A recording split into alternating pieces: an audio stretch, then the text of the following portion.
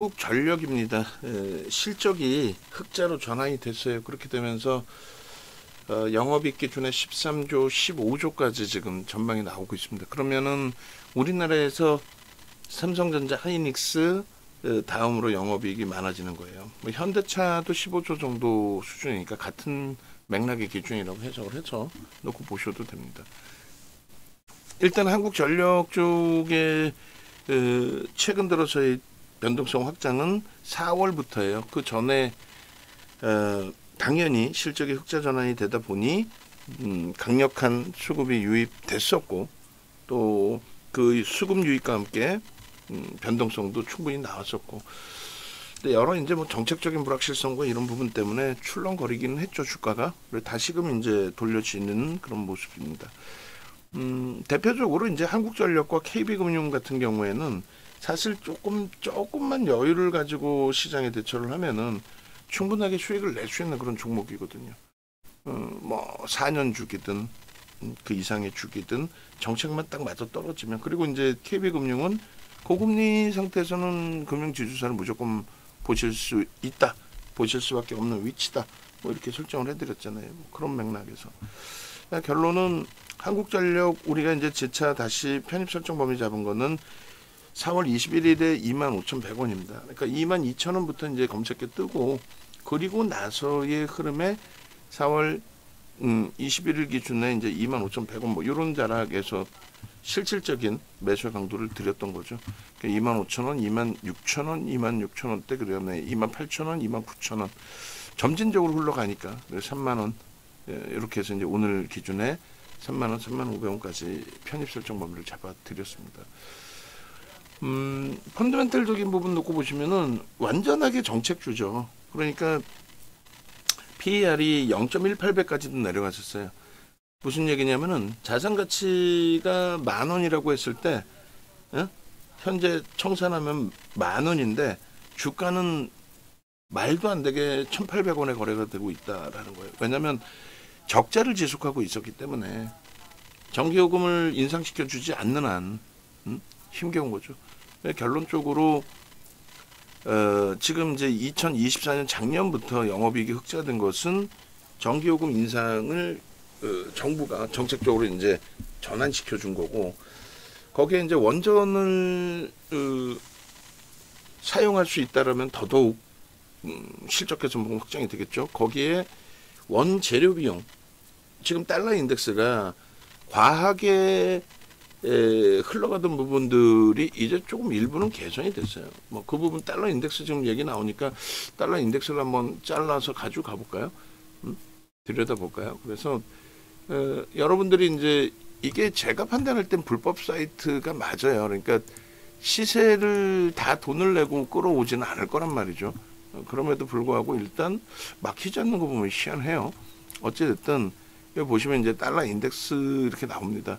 지금 달러 인덱스가 기조적으로 바뀌어지고 있어요. 기조적으로. 그래서 이 달러 인덱스는요, 사실상 100을 넘겨서 흘러갔던 경우가 거의 드물어요.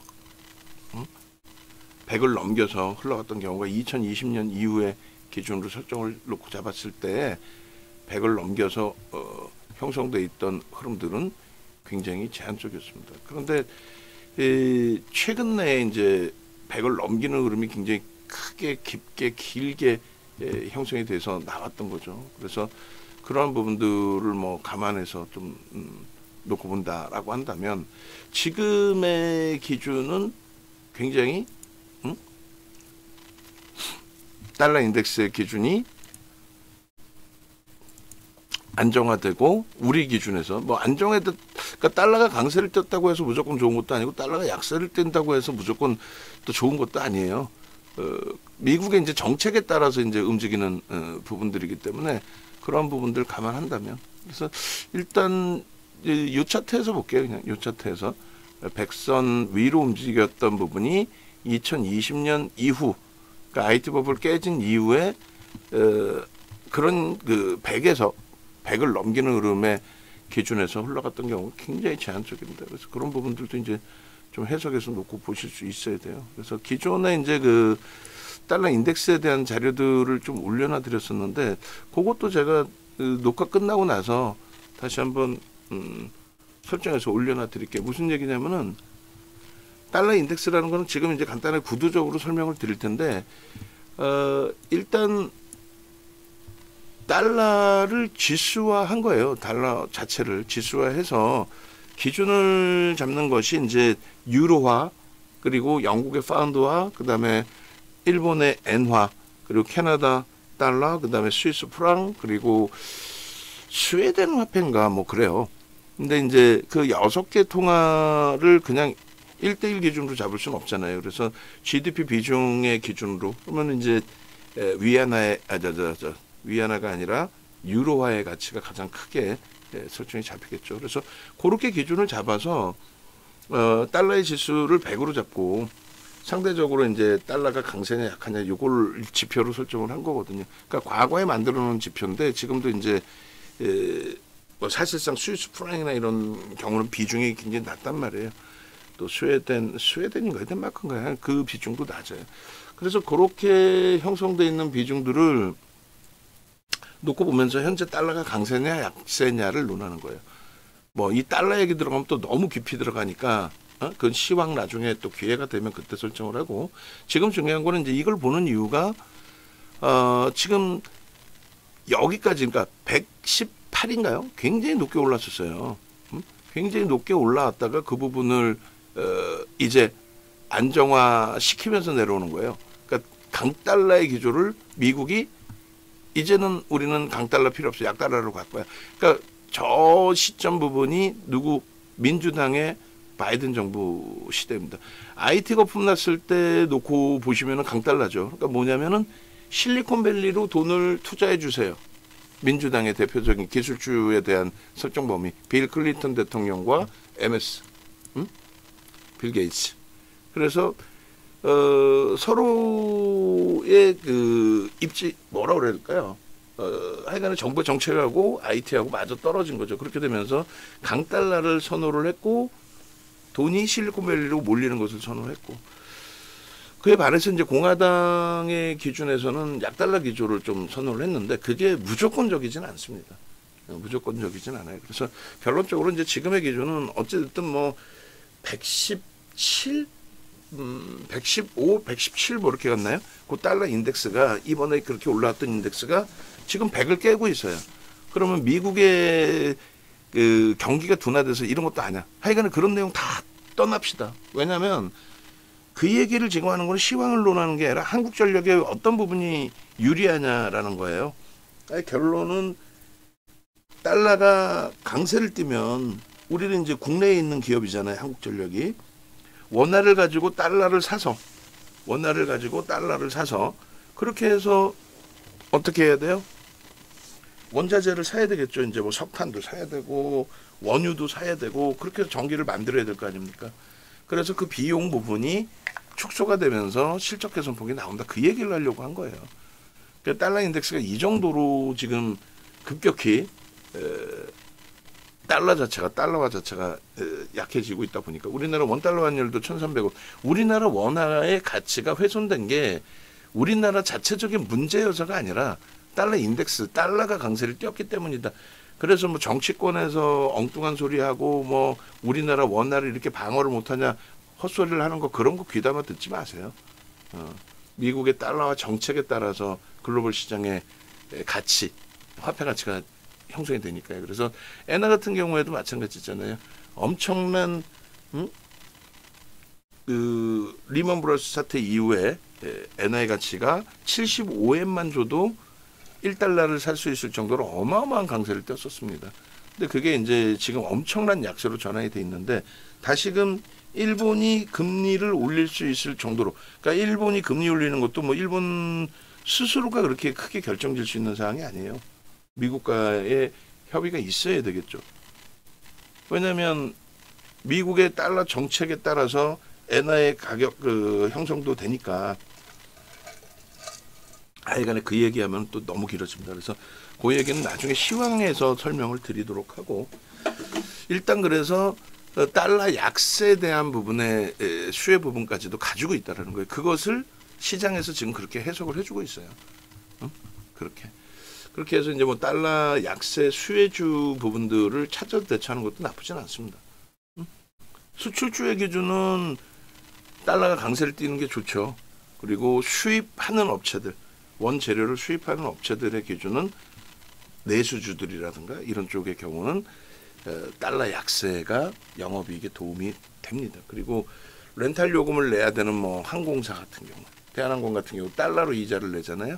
비행기를 자기 돈으로 다 못 산단 말이죠. 그래서 달러 약세에 대한 수혜 부분. 기업의 내재 가치가 충분하고 기본적인 분석을 통해서도 굉장히 뭐 저평가 상태라는 걸 당연히 알 수 있고. 근데 현대차의 영업이익 15조와 얘의 영업이익 15조 같잖아요. 근데 현대차는 지금 외국인들, 기관들이 매수세를 유입하지 않고 있습니다.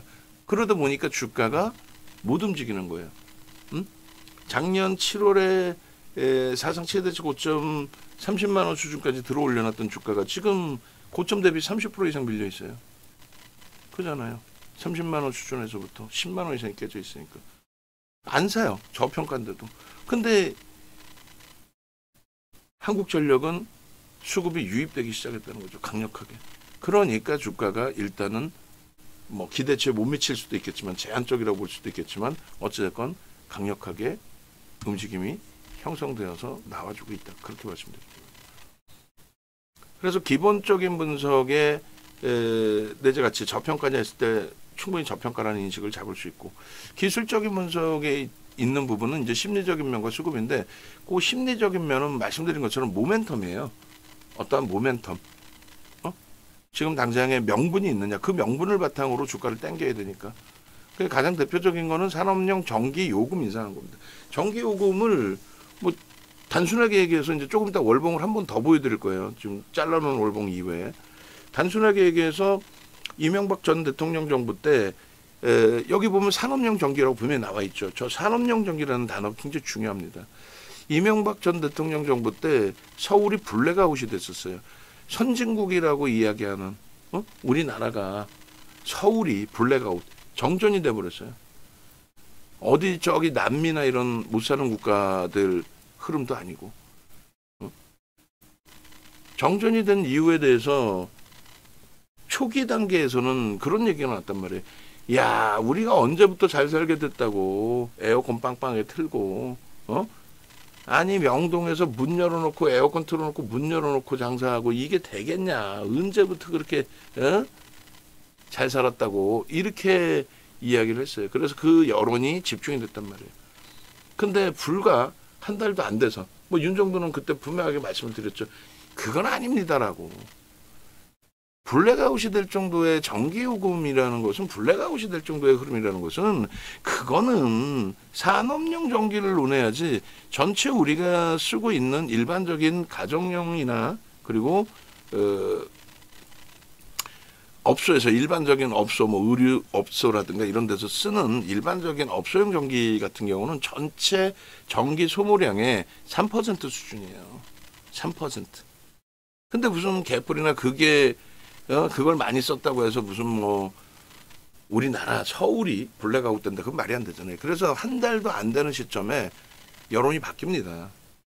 아니 생각해 보니까 그 문 열어놓고 장사한 사람이 우리 가족이고 우리 친인척이고 우리 지인인데 외국에 나가봐도 물론 무분별하게 그렇게 전기를 쓰면 안 되겠지만 충분하게 뭐 서비스 산업에 있어서는 그런 부분도 필요할 수도 있는 건데 들여다봤더니 이명박 전 대통령 정부에서 나름대로 기업인 출신의 대통령이셨기 때문에 기업이 살아야 된다라고 해서 산업용 전기 요금을 그대로 그냥 동결시켜 버렸죠. 또 인하까지도. 그러다 보니까 한전은 계속 적자였고 또 기업의 입장에서는 그냥 세게 돌려서 생산을 많이 해내는 뭐 좋은 결과이긴 하지만 그게 이제 주주환원 정책으로 돼야 되는데 최근에도 보시잖아요. 그때부터 시간이 뭐 벌써 10년이 넘게 지났는데도 불구하고 우리가 굉장히 좋아하는 두산에너빌리티의 두산그룹 소액주주 우습게 알고 못된 짓거리 하려다가 막히고 또 우리가 공략하고 있는 이수베타시스도 증자 관련해서 몇 번 두들겨 맞았죠. 금융당국에.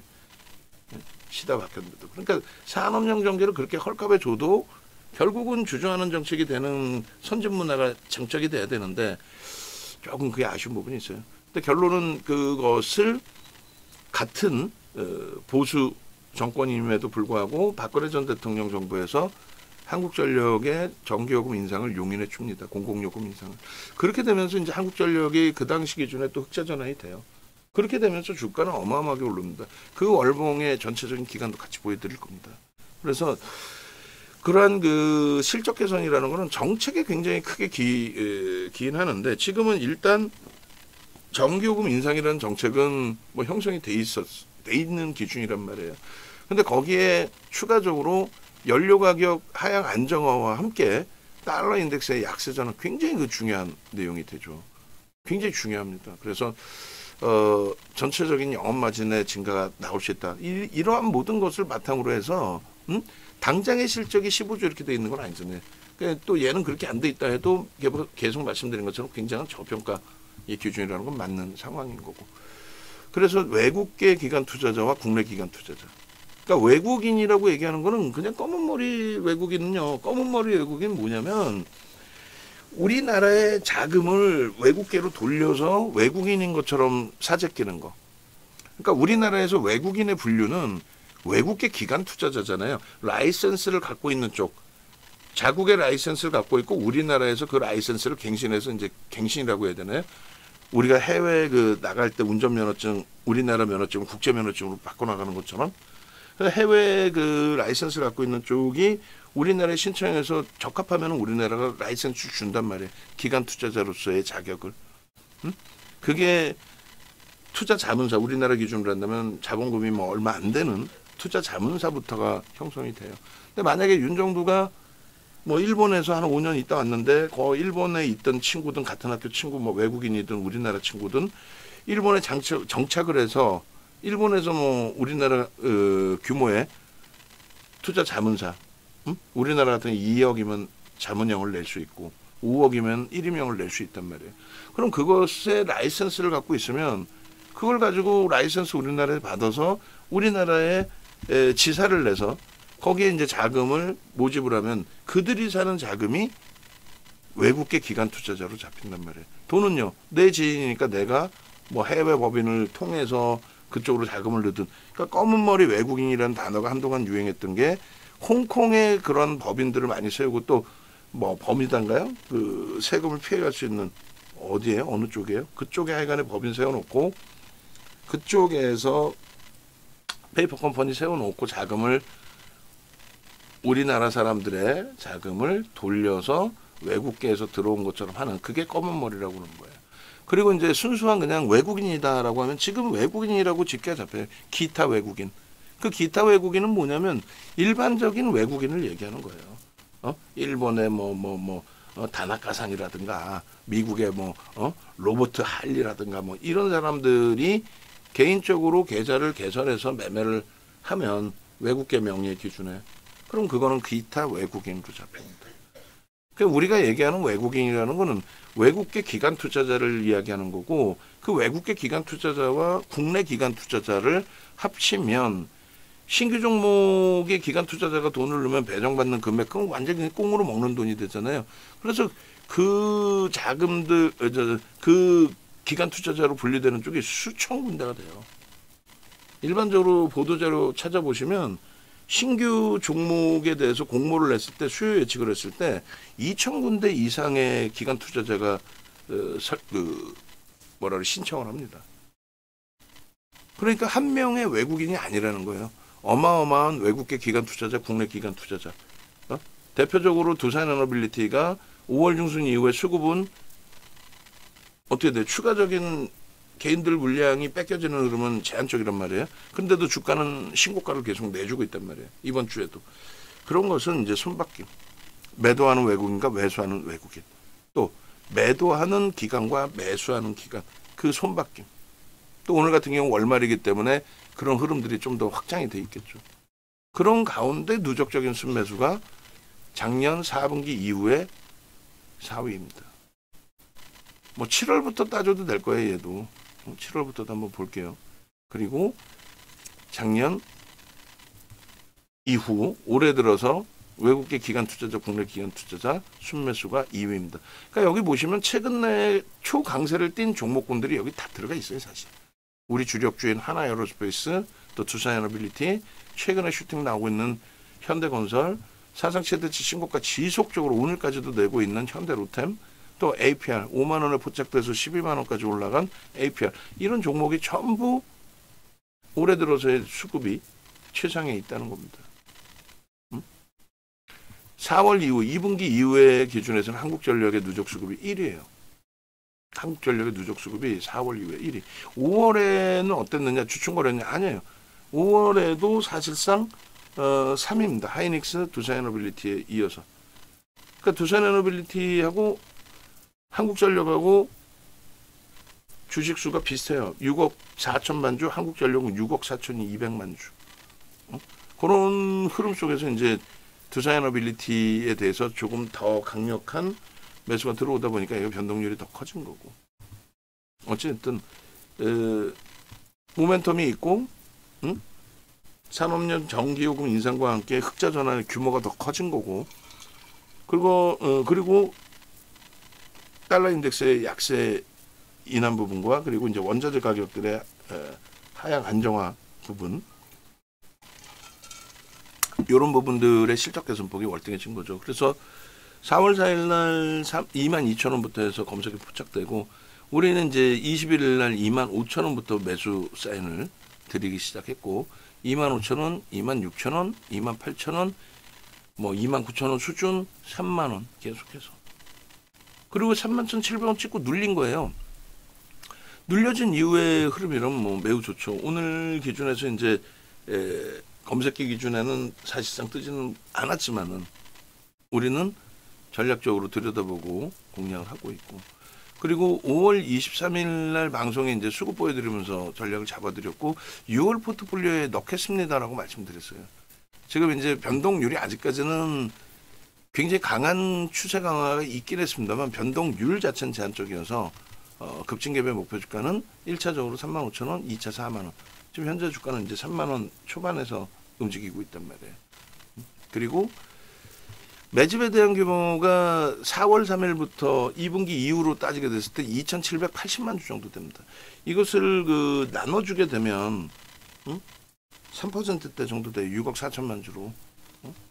4%가 4% 되나요? 하여간에 그 뒤에 계산을 해놨습니다. 개인들의 매도 평균 낙가가 27,000원 수준이에요. 27,000원 수준이기 때문에 우리 계산 방식대로 한다면 최대폭 50% 정도 들어올린다. 최소범위. 그러면 이제 최대폭이 아니라 최소범위. 그럼 그게 4만 원입니다. 그래서 1차 목표 주가는 35,000원 드리지만 4만 원의 기준 설정을 잡아드리는 거고, 그리고 잠시만요. 그죠? 일봉에 대한 갭에 대한 목표 주가인 거고, 얘는 매집에 대한 목표 주가인 거고, 갭이 여기서 이제 오늘 세게 돌려놓으면은 31,000원까지 돌려놓으면 갭이 유지가 되는 거잖아요. 그리고 그렇지 않다 할지라도 눌려져서 이제 마감되겠지만 가급적이면 최대한 많이 돌려주기를 바라는 거고요.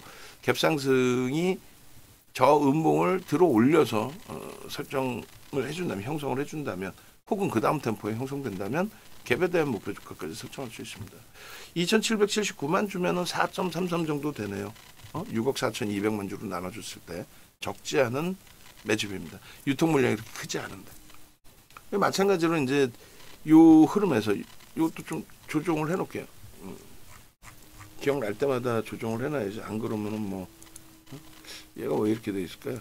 어차피 얘는 들어가 있으니까 얘는 빼버리고, 어차피 얘는 빼버리고, 그러면은 이렇게 해서 얘 이렇게 넣으면 되죠. 밑에 있잖아요. 21년 5월 25일이라고. 벌써 이제 4년 전에도 또 그 이전에도 매집에 대한 교육을 해드렸고, 이것은 이제 도소재로 잘라놓은 건데 이게 2008년도 도소예요. 2008년도 도소. 대단한 거죠. 그리고 뭐 이런 식으로. 그래서 일단은 매집이 되어 있을 때 매집에 대한 목표 주가 설정 범위를 가져갈 수 있다. 그 기준에 개인들이 4,686만 주 정도 매도가 돼 있잖아요. 최근 들어서 급격히죠. 3월 이후에. 그렇게 해서 매도가 돼 있고, 그 매도 부분이 7%대 매도로 형성이 돼 있는데, 일단은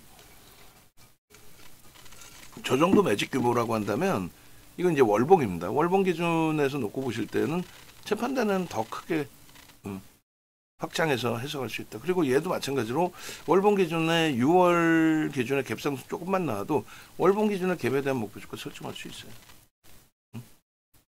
그래서 한국전력 부분을 뭐 매우 긍정적으로 보자는데 두 가지를 더 볼 겁니다. 두 가지 보는 게 뭐 볼 거냐면은 한국전력에 있어서 이제 사실상은 작년 4월부터로 설정을 해놨는데 작년 10월이죠. 작년 10월부터 누적 수급 순위를 설정해놨는데 7월부터로 한 번 더 볼게요. 순위에 큰 변화가 있는지. 그러니까 작년 하반기부터 매수가 공격적으로 들어온 거거든요. 그래서 전체 시장에서의 그 규모면이 어느 정도인지 한번 보겠습니다. 순매매 기준으로 조회를 해보고 작년 7월 1일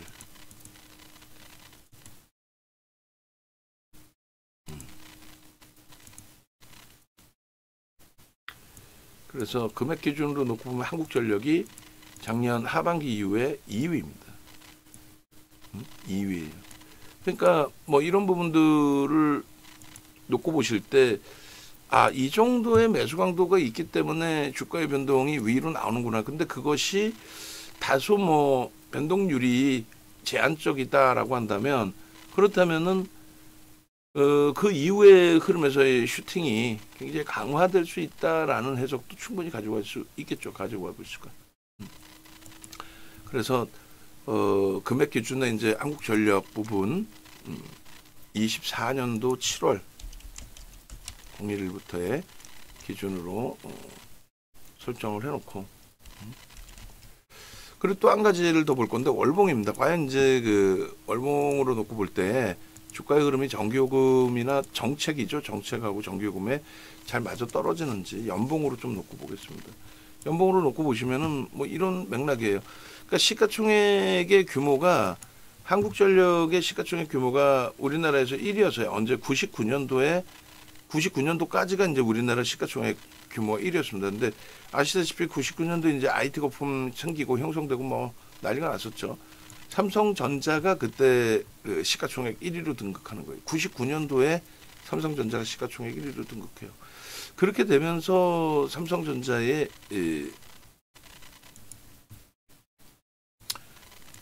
시가총액 1위 자리가 부동의 1위로 올라온 거죠. 한국전력은 그러니까 뭐 그런 얘기들이 있잖아요. 아들에게 물려줄 주식. 물론 이제 아들에게 물려주면 몇십 년을 볼 수도 있는 기준이 되겠지만 뭐 짧게는 5년, 10년 이렇게도 생각할 수 있잖아요. 그러니까 막연히 대형주다, 시가총액 상위 종목이다 해서 아들에게 물려줄 종목으로 형성되지는 않아요. 대표적인 예가 뭐 에코프로그룹주들 같은 경우 2차 전지 거품의 논리 이후의 흐름들, 또 펀더멘털이 뒷받침되지 않는 종목 특히. 근데 이제 한국전력도 마찬가지로 99년도에 시가총액 1위, 주가는 이제 뭐 더 변동률이 있을 수 있겠습니다만 99년도에 시가총액 1위였던 종목이 지금은 시가총액 10위 안에도 없습니다. 20위 안에 겨우 이제 들어와 있는 그 정도 수준이죠. 19조. 거의 뭐 지금 20조 정도 돼야 20위 안에 겨우 들어옵니다. 그래서 여기서 보는 거는 이제 뭐 무조건적으로 시가총액이 크거나 시가총액 1위라고 간다라는 그런 거는 막연한 해석이고 뭐 아들에게 물려줄, 자녀에게 물려줄 그런 기준은 아니다라는 거 하고요. 또 하나는 이제 말씀드린 것처럼 이제 들여다보자라고 했던 부분이 이명박 전 대통령 정부에서 무너져 내렸던 흐름이 박근혜 대통령 정부 들어오면서 어떻게 돼? 결국은 슈팅이 나오는데 이게 작지 않습니다. 그냥 2만 원 수준에서부터 6만 원, 200% 올라온 거예요.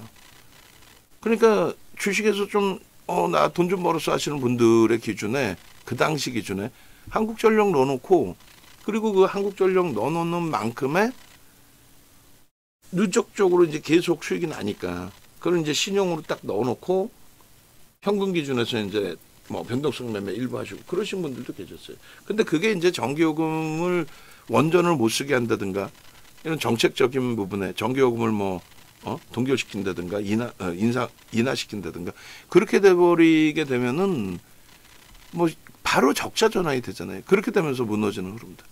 그 앞으로도 마찬가지입니다. 지금 이제 전망치는 계속 정기요금을 이렇게 인상 기조 또 유지 기조 이렇게 보고 있는데 갑자기 뭐 어떤 사회적인 이슈가 코로나처럼 불거진다든가 경기가 굉장히 좀 어려워진다든가 또 새로운 정부에서 좀 국민들의 민심을 얻기 위해서 좀 풀어제끼는 정책을 쓴다.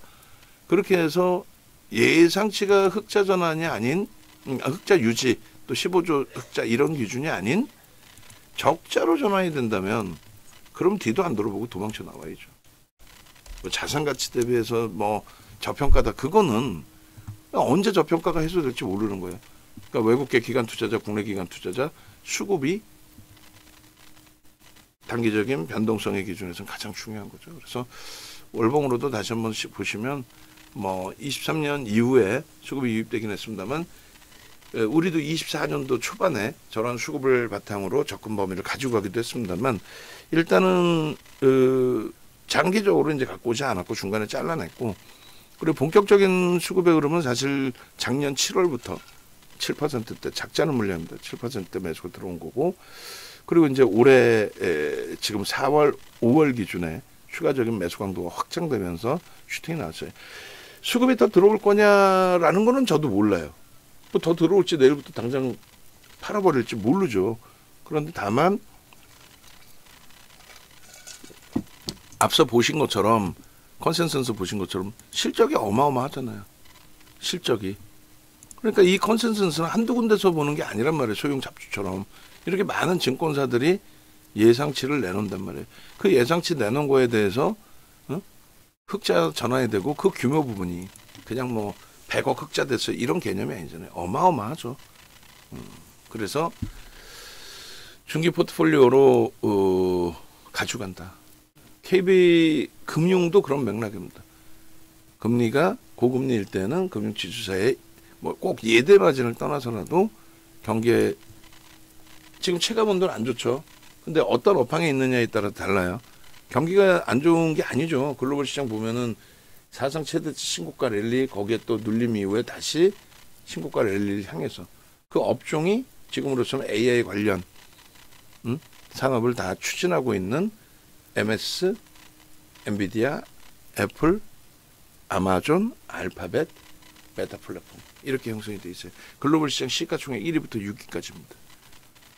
그들의 시가총액이 3조 달러 넘긴 게 세 종목, 2조 달러 넘긴 게 두 종목, 뭐 이렇게 형성돼 있잖아요. 근데 어떻게 경기가 안 좋다고 할 수 있습니까? 지수가 계속 날아가는데. 그러니까 산업을 잘 봐야죠. 체감온도와 매매 기준하고는 또 틀리니까요. 자, 그래서 지금 보시면은 네이버에서 윤정도 검색하시면 이렇게 나와 있어요. 뭐 지금 시간까지 보시는 분들 계실지 모르겠습니다만 유튜브 뭐 공식 홈페이지 나와 있는데 유튜브 보시면 뭐 유튜브에서도 윤정도를 검색해서 직접적으로 들어오셔도 되죠. 그럼 동영상들이 이렇게 나와 있어요. 두산에너빌리티입니다. 실리콘투입니다.